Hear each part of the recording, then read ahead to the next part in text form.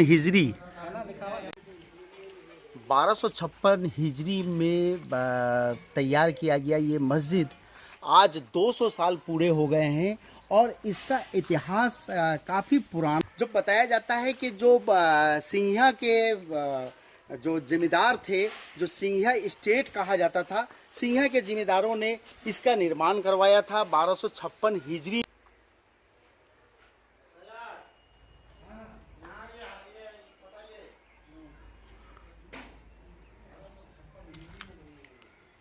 इतिहास जुड़ा हुआ है। ऐसा बताया जाता है कि 1256 हिजरी में इनका तामीर हुआ था। जो कि वो लिखा हुआ है उस पे, जो वहाँ पे पत्थर है संगमरमर पे लिखा हुआ है 1256 हिजरी में इसकी तामीर हुई थी। हाँ, एकदम छोटा सा लिखा हुआ है 1256 हिजरी।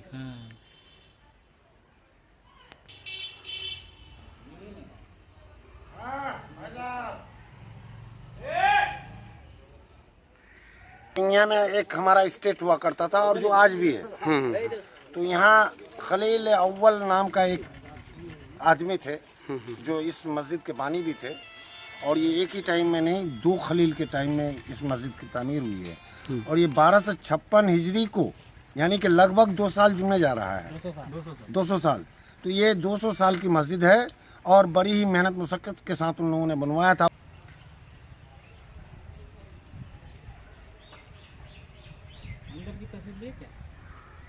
नहीं, अंदर खुली भी है ना।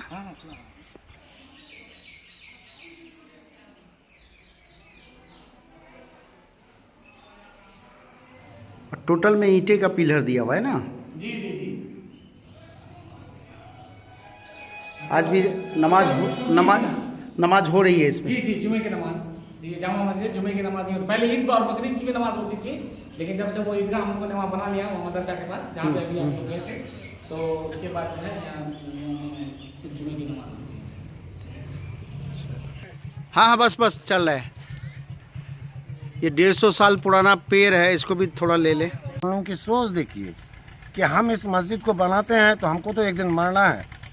तो ठीक मस्जिद के आगे ही एक कब्रिस्तान छोटा सा बनवाया था कि नमाजी लोग आएंगे और हम लोगों के लिए दुआ करेंगे।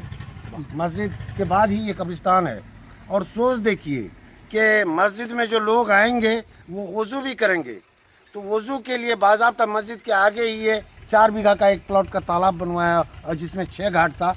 5 घाट तो ख़त्म हो चुका है, लेकिन एक घाट आज भी मौजूद है। इसकी अलग हिस्ट्री है तालाब। ये बहुत ही तारीखी हिस्ट्री है। ये तालाब खोदा गया कब के बहुत कहत साली पड़ी थी। उस वक्त कुछ नहीं, खाने पीने के लिए था लोगों के पास, चूँकि हमारा स्टेट था, तो लोग सारे लोग आए इनके पास कि हम लोग तो भूखे मर रहे हैं, क्या करें हम लोग।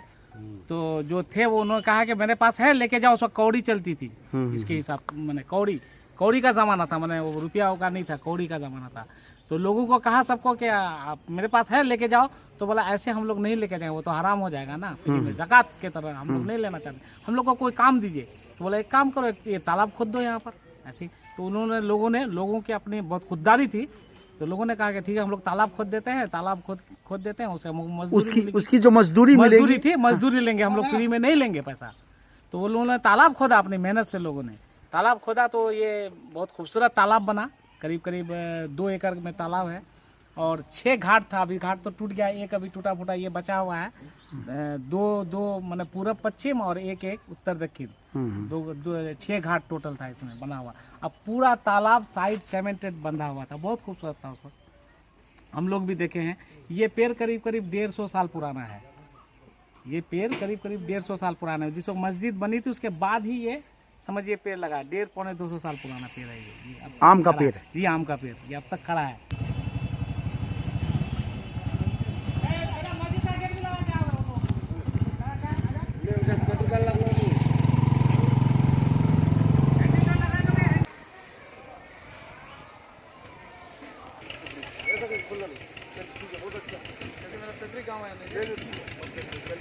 बहुत अच्छा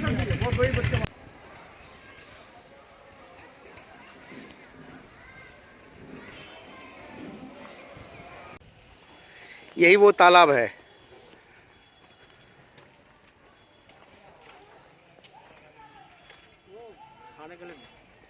हाँ हाँ, बस बस चल रहा है। ये 150 साल पुराना पेड़ है, इसको भी थोड़ा ले ले।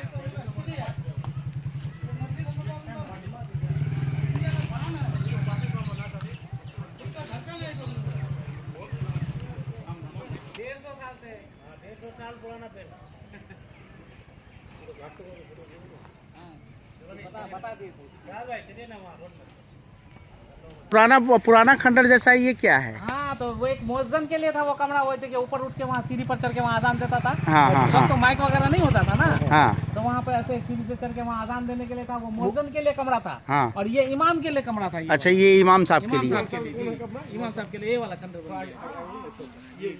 ये वाला जी, ये वाला इमाम साहब का कमरा था। ये कुआं भी है।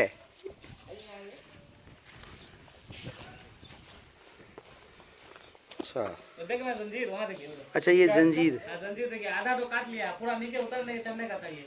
अच्छा, नीचे उतरने चढ़ने के लिए। ये मतलब बांस का चला गया ना, देखते नहीं वहाँ पर। कौन ले गया भाई? चोर लेके चला गया आधा। तो जंजीर आधा ही तो है। वो चोर चुरा कर ले गया। हाँ, वो मोटा मोटा ऐसा एक बाला जो ऊपर वाला है, वैसा एक तो नीचे भी था एकदम, वहाँ पानी तक था एकदम। आधा तो काट लेके चला गया है। मतलब साफ कुआं को साफ सफाई ये कर। एकदम मस्जिद के टाइम का है, वही समझिए। और क्या, उसी साथ साथ है, वही 1256 हिजरी समझिए। बताया जाता है कि जब अंग्रेज भारत में शासन करने पहुंचे तो बहादुर शाह जफर को बंगाल से अरेस्ट किया गया और उन्हें जब रंगून ले जाया जा रहा था तो ऐसा बताया जा रहा है उनके वंशज द्वारा कि इसी मस्जिद में वो असर की नमाज अदा किए थे और यहाँ से फिर वो ठहर के और फिर रंगून के लिए रवाना हुए थे। बहादुर शाह जफर को जब बंगाल से अरेस्ट करके उनको रंगून ले जाया जा रहा था तो वो जो तांगे में जा रहे थे, वो दूसरी तो सवारी थी नहीं, तांगे में जा रहे थे। तो हमारी जो इसकी हिस्ट्री लिखी हुई है हमारे फैमिली की, वो बांग्ला में है। हमारी भाभी बांग्लादेश से आई थी तो वो पढ़ी थी उस वक्त हम लोग बांग्ला नहीं जानते थे। अब तो माशाल्लाह बांग्ला भी जानते हैं। तो उन्होंने पढ़ के सुनाया था कि इसमें जो है बहादुर शाह जफर को असर की जब लेके जा रहा था तो ये असर की नमाज अदा की थी इस मस्जिद में। ये हिस्ट्री है। और ये 9वीं पीढ़ी है हम लोगों के, हमारे घराने की।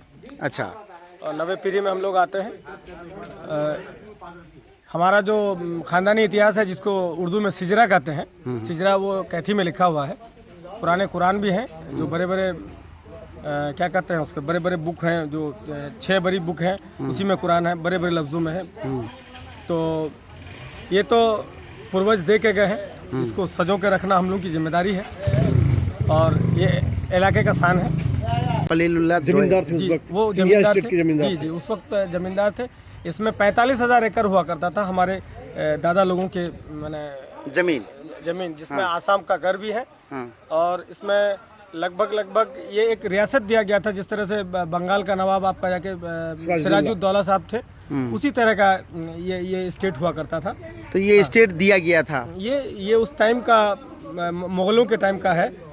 ये मस्जिद मुगलों के ही वंशज से हम लोगों का है, जैसे कि ये बना है उसी टाइम में, हमारे ही पूर्वज बनाए थे। काफी पुराना इतिहास बताया जा रहा है और किशनगंज में ऐसे इतिहास भरे पड़े हुए हैं जिसे हम आपको आपके सामने तक इसी तरह से आहिस्ते आहिस्ते एक एक कर पहुंचाते रहेंगे। अब्दुल करीम, खबर सीमांचल, किशनगंज।